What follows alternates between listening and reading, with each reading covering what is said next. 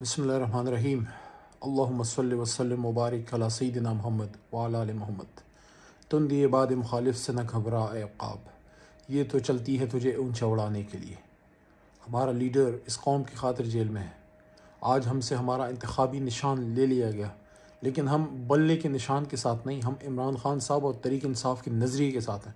ہم نے اس جماعت کا انتخاب جب کیا تو یہ سوچ کے کیا کہ اس راہ میں مشکل آئیں گی، اور حضرت علی رضی اللہ تعالیٰ عنہ کا قول ہے کہ حق کے راستے میں آپ اکیلے رہ جاتے ہیں۔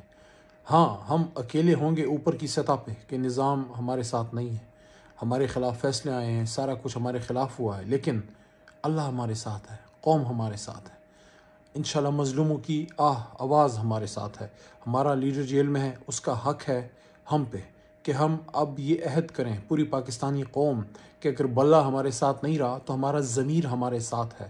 ضمیر کی آواز پہ جو عمران خان صاحب کی تحریک انصاف کی آفیشیل لسٹ آئے گی، جس میں جس حلقے میں جو M P A M N A اس کی لسٹ آ بھی چکی ہے، جو ٹکٹیں عمران خان صاحب تحریک انصاف نے جاری کی ہیں، پوری پاکستانی قوم تہیہ کر لے کہ پہلے اگر ہم نے 1 ووٹ ڈالنا تھا تو اب ہم نے اپنے دوست احباب کو قائل کر کے ہم نے 10 ووٹ ڈالنے ہیں پاکستان تحریک انصاف کو۔ بلہ گیا ہے، نہ عمران خان گیا ہے، نہ تحریک انصاف گیا ہے۔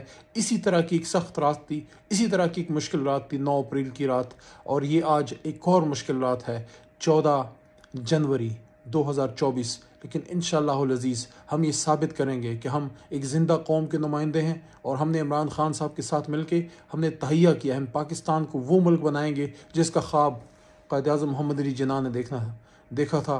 آپ نے بالکل حوصلہ نہیں ہارنا، آپ نے اپنی ہمت جوان رکھنی ہے۔ یہی ہم سے ہمارا لیڈر چاہتا ہے، یہی ہماری خواہش ہے، اور انشاءاللہ العزیز اتنی بڑی تعداد میں تحریک انصاف کے لوگ جیت کے آئیں گے قومی اسمبلی میں کہ انشاءاللہ العزیز پچھلا ریکارڈ بھی ٹوٹ جائے گا۔ قوم نے تھوڑی سی ہمت پکڑنی ہے، تہیہ رکھنا ہے، انشاءاللہ اپنے لوگوں کو ہم نے پاس کرنا ہے۔ پاکستان زندہ باد، پاکستان تحریک انصاف اور عمران خان صاحب پائندہ باد۔